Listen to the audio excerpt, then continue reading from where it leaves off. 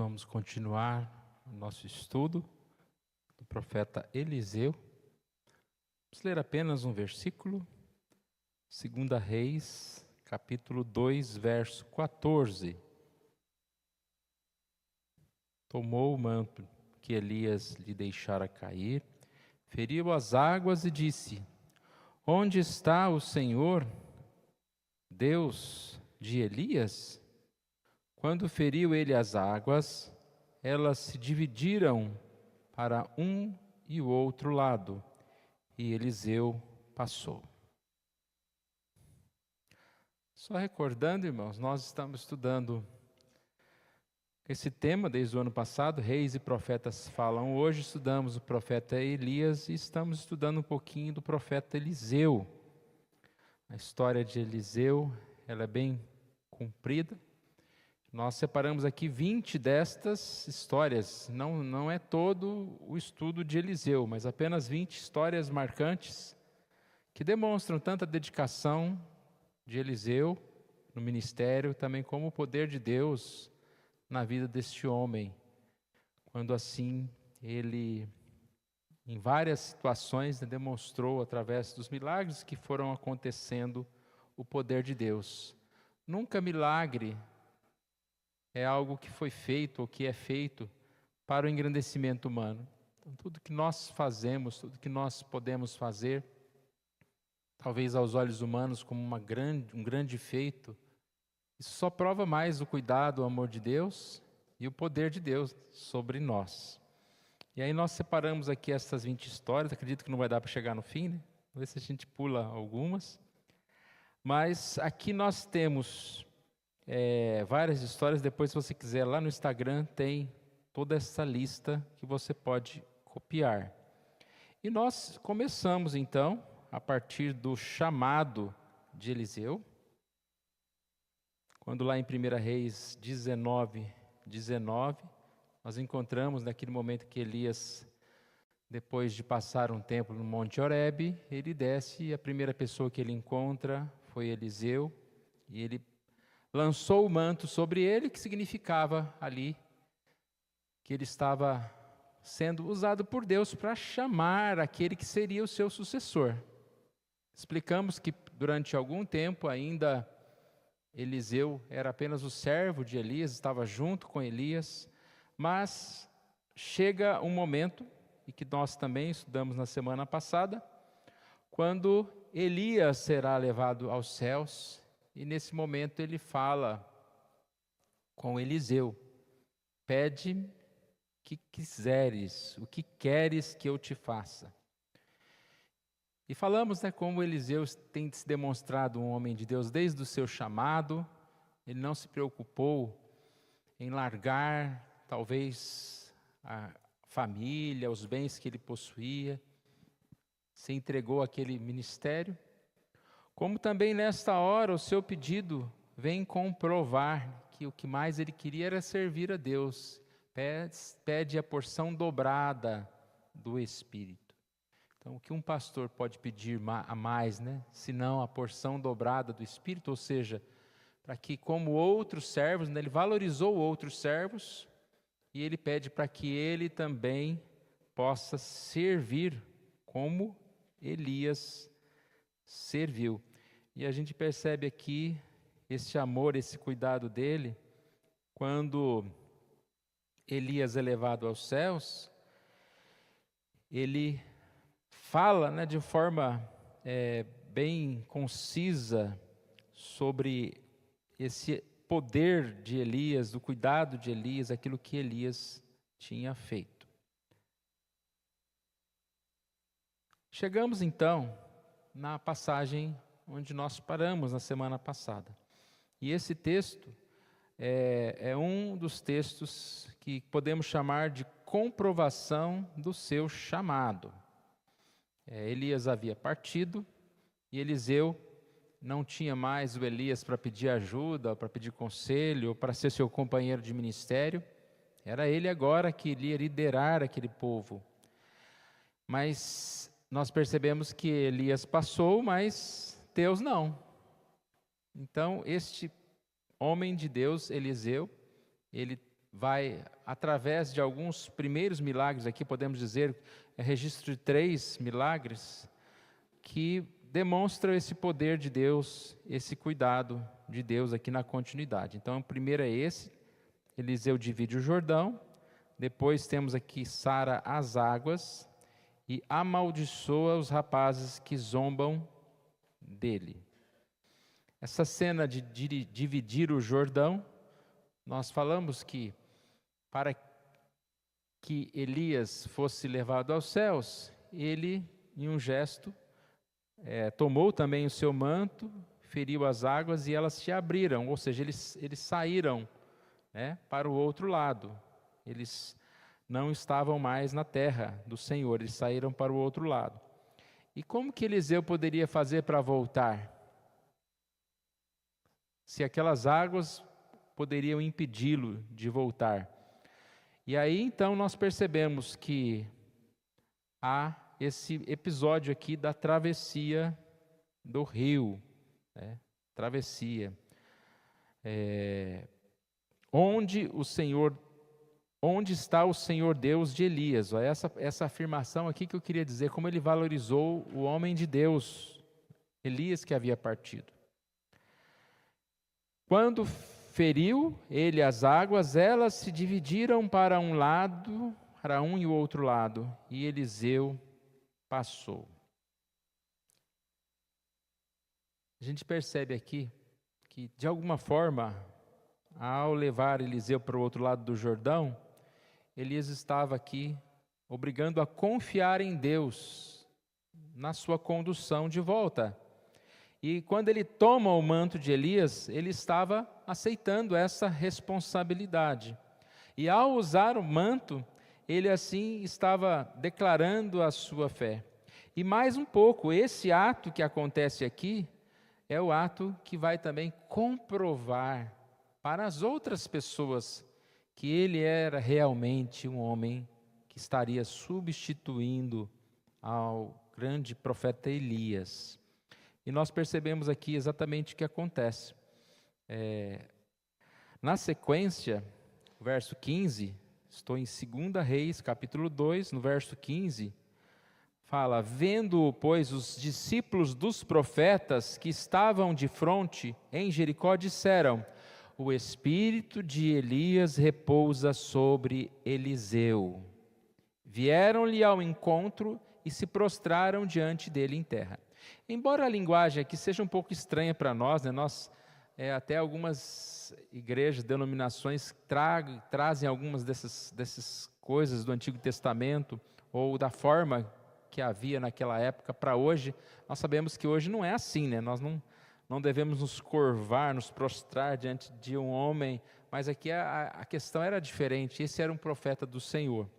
E aqui nós percebemos que eles consideraram Eliseu um homem de Deus, porque viram o que havia acontecido, porque viram ele voltando lá após abrir o Jordão. Mas curioso que ao mesmo tempo que eles estavam reconhecendo Eliseu, mostra que eles ainda estavam preocupados com Elias. Verso 16, eles disseram: eis que entre os teus servos há 50 homens valentes, ora, deixe-os ir à procura do teu Senhor. Pode ser que o Espírito do Senhor o tenha levado e lançado em algum dos montes, ou em alguns dos vales. Percebe então que havia essa preocupação ainda. Mas e Elias? Eles não entenderam nesse primeiro momento que Elias não iria voltar. Eliseu desaconselhou-os a fazer isso, mas eles insistiram, então ele deixou. O verso 18 diz: então voltaram para ele, pois permaneceram em Jericó, e ele lhes disse: não vos disse que não fosseis? Eliseu dizendo: eu não disse para vocês não irem? Então a gente percebe aqui esse momento, mas não havia nenhum conflito. Graças a Deus, esses estavam seguindo. E esse foi o primeiro milagre, e a gente vê aqui primeiro uma aprovação diante dos seus discípulos, Mas essa aprovação não foi apenas diante de seus discípulos, mas foi das pessoas, de todo o povo. E assim nós passamos para a segunda parte, sara as águas. E olha o que diz o verso 19: os homens da cidade disseram a Eliseu: eis que é bem situada essa cidade, como vê o meu senhor. Porém as águas são más e a terra é estéril. Ele disse: trazei-me um prato novo e ponde sal nele. E lhe o trouxeram. Então saiu ele ao manancial das águas e deitou o sal nele e disse: assim diz o Senhor, tornei saudáveis estas águas, já não procederá daí morte nem esterilidade. Ficarão, pois, saudáveis aquelas águas, até o dia de hoje, segundo a palavra que Eliseu tinha dito. Então, falei há pouco que os profetas, vendo aquilo que aconteceu, eles perceberam que Eliseu estava cheio do Espírito, chamado aqui o Espírito de Elias, mas é o Espírito de Deus. E agora, no verso 19, homens da cidade, ou seja, eles foram procurar Eliseu. Você procura uma pessoa que você considera que é capaz de fazer algo por você. E no caso aqui, para que resolvesse um problema, e eles procuraram um homem de Deus. Então percebe-se que ele estava tendo essa reputação. Mais uma vez digo, não é uma reputação de um homem poderoso, mas de um homem de Deus, de um homem que servia a Deus. Nós percebemos aqui, né, esta afirmação baseada nessa questão. Então, nós podemos ver que Eliseu, chamado, atendeu o convite. Pediu um prato novo, colocou sal nele e derramou ali naquelas fontes que estavam águas sujas, e assim elas se tornaram saudáveis. Águas poluídas, né? Não é só aqui no Brasil que tem em alguns lugares, né? Aqui haviam essas águas poluídas. E nós percebemos que aparentemente foi um ato estranho, né? Um prato novo e sal. Mas a simbologia aqui vem de algo que seria novo, transformado. Vou trazer uma água nova, uma água viva, uma água pura. O sal, ele tinha o sentido de aliança. O sal tinha o sentido de algo que estava relacionado com lealdade, com comunidade. Se você observar, lá em Números 18, 19, fala sobre todas as ofertas sagradas que os filhos de Israel ofereceram ao Senhor, dei-as a ti e aos teus filhos e às tuas filhas contigo por direito perpétuo, aliança perpétua de sal perante o Senhor. Essa fala aqui que nos importa, aliança perpétua de sal perante o Senhor. Então, essa ideia de que Eliseu estava se recobrando a Deus para que aquele milagre pudesse acontecer. Na aliança com Deus, aquelas águas seriam purificadas. Também um sentido de um significado de união com Deus e o desejo de que aquelas pessoas fossem também purificadas. Mais uma passagem que fala do sal é em Levítico 2:13, que fala: toda a oferta dos teus manjares temperarás com sal, a tua oferta de manjares não deixarás faltar o sal da aliança do teu Deus.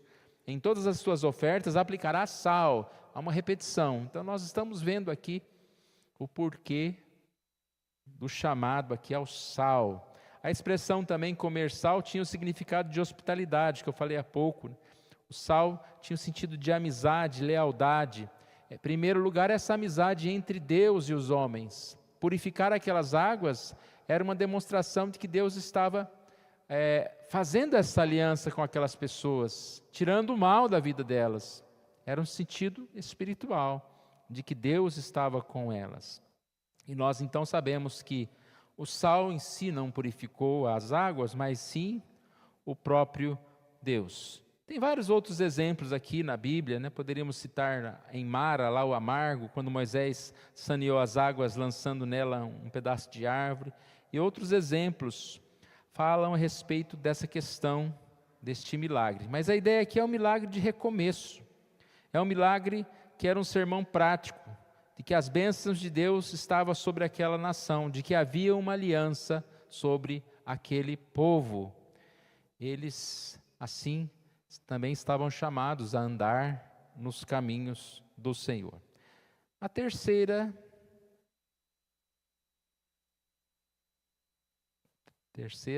parte de hoje, mas a quarta aqui do nosso estudo, é amaldiçoa os rapazes que zombam dele.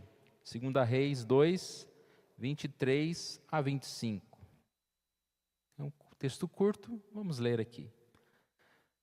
Então subiu dali a Betel, e indo ele pelo caminho, uns rapazinhos saíram da cidade e zombavam dele, e diziam-lhe: sobe calvo, sobe calvo. Virando-se ele para trás, viu-os e os amaldiçoou em nome do Senhor.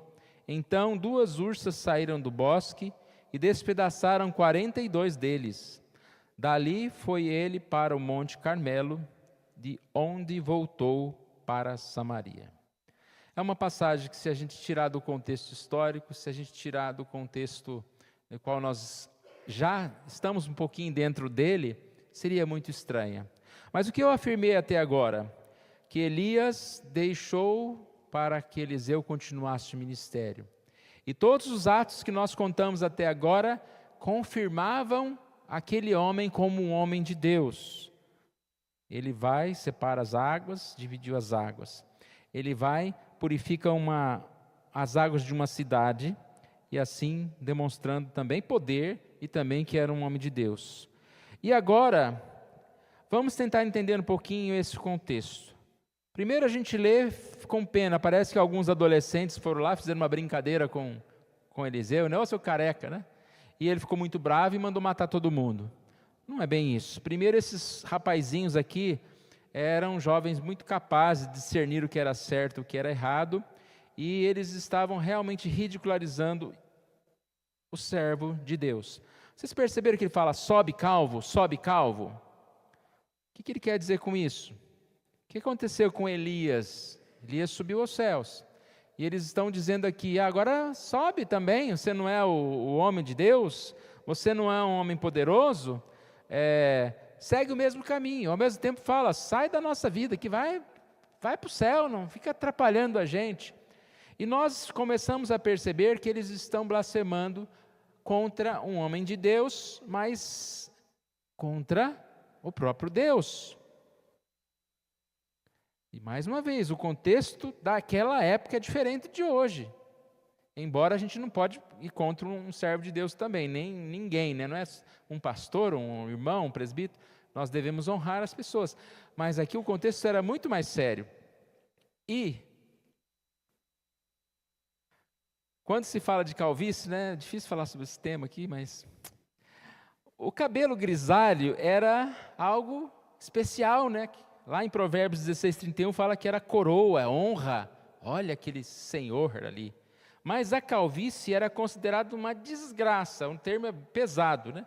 Lá em Isaías 3:24 diz o seguinte, Isaías 3:24, os calvos aí, anotem na sua Bíblia. Será que em lugar de perfume haverá podridão? Por cinta, corda? Em lugar de encrespadura de cabelos, calvície? E em lugar de vestes suntuosas, cilício? E marca de fogo em lugar de formosura? Vocês perceberam que está falando o oposto, né? Do bom e do mal? E fala perfume e podridão. Depois fala cinta, corda. Encrespadura é um cabelo, vamos dizer assim, bonito, cheio de ondinhas, né? E calvície. Então ele fala aqui algo que seja totalmente contrário.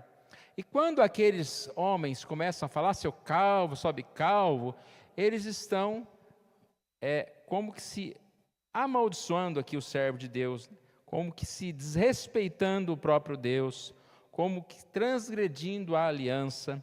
E havia uma advertência para aqueles que transgredissem a aliança, que enviaria animais selvagens para atacar o povo. Lá em Levítico 26, 21 e 22 fala sobre isso, né? Que aquele que desobedecer, animais viriam para ser contra aquelas pessoas. Então esses rapazes aqui, eles foram despedaçados. Eu achei interessante que num dos comentários falam que eles não morreram, mas eu olhei vários outros, todos falam que eles morreram. Mas a ideia do comentarista é interessante, que eles ficaram muito marcados, com cicatrizes, machucados, para que servisse de exemplo para outras pessoas, que vissem o que aconteceu com um servo de Deus, com alguém que foi contra o servo de Deus. Mas morrer também, né? Ia ficar marcado. E a gente percebe que isso não é tão incomum na Bíblia. Nós vemos que Deus matou Nadab e Abiú por terem oferecido fogo estranho. A gente não tem tempo para desenvolver, mas está lá em Levítico 10. Deus ordenou a Acã que fosse morto, porque ele tomou tesouros, Josué 7. Uzá foi morto por haver tocado na arca, 2 Samuel 6, de 1 a 7. E um dos conhecidos é lá em Atos 5, Ananias e Safira. Mentiram aos líderes da igreja e Deus tirou a vida daquelas pessoas. E, basicamente, como nós estamos falando aqui, é o início do ministério de Eliseu, e aquilo poderia ser algo que se tornasse algo prejudicial à sua reputação, e a sua reputação seria a reputação do Deus que o escolheu para ser aquele profeta do Senhor. E por outro lado também, acontecendo isso com essas pessoas, da mesma forma que foi com Ananias e Safira, isso serviria para que ficasse de exemplo, para que houvesse temor do Senhor por parte de outras pessoas. É um ataque que serviu de aviso do Senhor para que outros levassem a sério a aliança com Deus. Irmãos, quantas vezes nós percebemos que acontecem certas situações com pessoas que passaram por dificuldades, que caíram, que por desobedecer a Deus, a aliança, perderam, vamos dizer, tudo. E quando nós olhamos esses exemplos, nós nos entristecemos pela vida dessas pessoas que perderam. Mas é também um exemplo para nós. Olha o que acontece com alguém que se afasta do plano de Deus. A gente não precisa passar por essa experiência. Deus nos poupa muitas vezes de sermos punidos. Mas quando nós vemos a punição na vida de outra pessoa, isso serve de alerta para nós, para que a gente não desobedeça, para que a gente não faça o mesmo. E assim Deus nos poupa para que nós não estejamos caindo também neste mesmo caminho. E aí nós percebemos aqui que Eliseu, mais uma vez, é um homem de Deus. Quando a gente lê aqui, né, amaldiçoou, parece que ele estava agindo em causa própria, né? Me chamou de careca, eu sou profeta, agora você vai se ver comigo. Não é isso. Ele agiu em defesa do que ele representava, de Deus. E aquele foi um momento, sim, de demonstração da ira de Deus diante daquela questão. Irmãos, nós vamos parar agora, e sempre aqui a aplicação para nós, primeiro é sempre a questão do ministério. Nós somos chamados ao ministério, devemos ser submissos ao chamado. O ministério não é simplesmente um cargo que nós aprendemos e temos capacidade de realizar.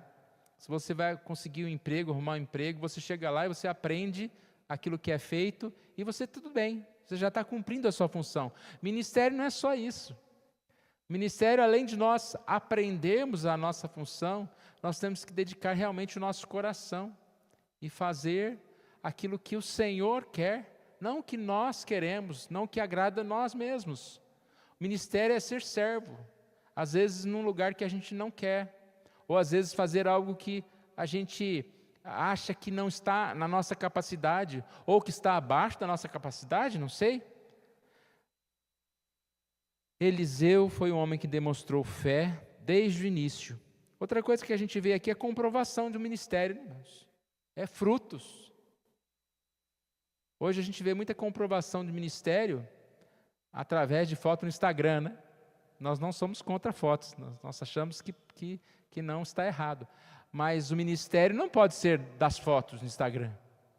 O ministério precisa ser real. Vidas sendo transformadas, situações acontecendo, conversão.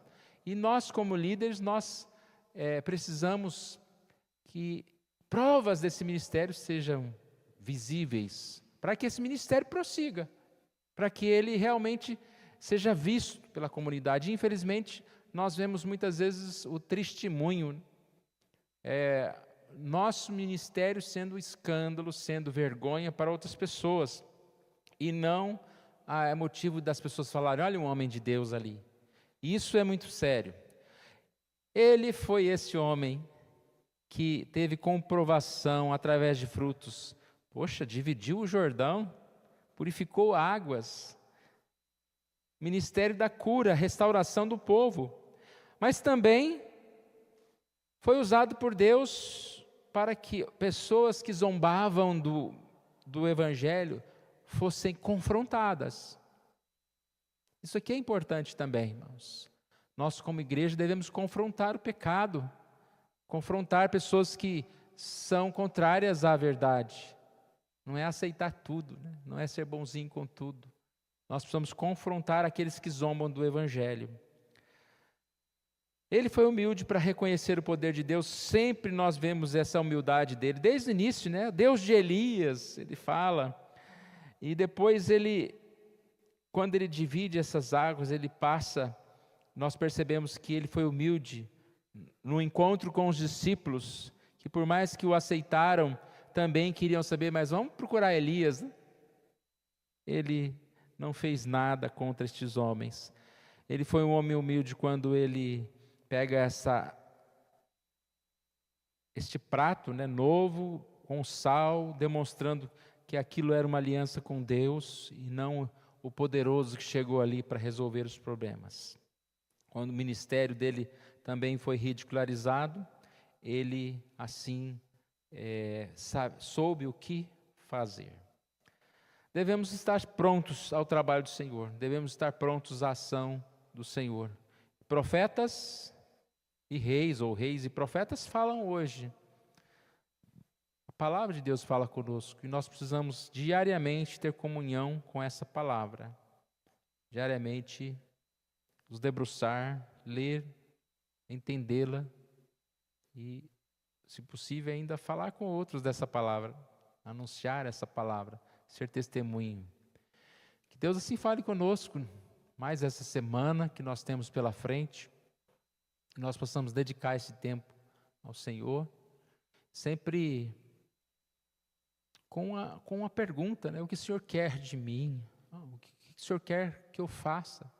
Nós sabemos que é muito pouco Deus nos colocar na terra apenas para a gente ter um trabalho aí secular, para a gente ter momentos de férias, de diversão. Deus tem um propósito na vida de cada um de nós. E nós podemos fazer muito mais à medida em que nós nos dispomos nas mãos do Senhor. Nós vamos orar? A equipe vai vir à frente. Vamos ficar em pé, irmãos?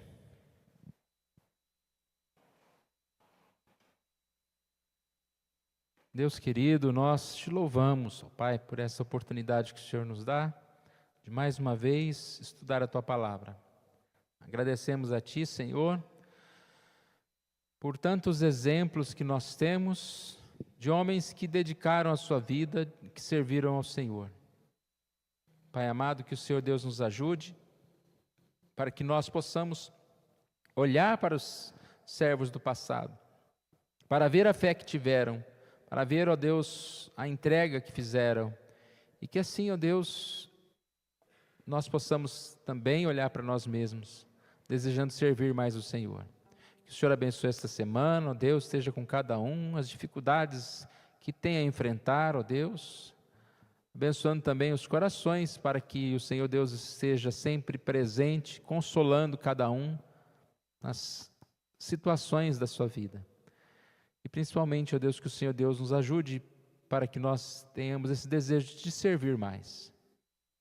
Seja, ó Pai, uma programação da igreja, seja, ó Deus, no nosso trabalho, seja na nossa casa, que em todo tempo nós possamos servir ao Senhor. É isso que nós te pedimos, oramos em nome de Jesus. Amém.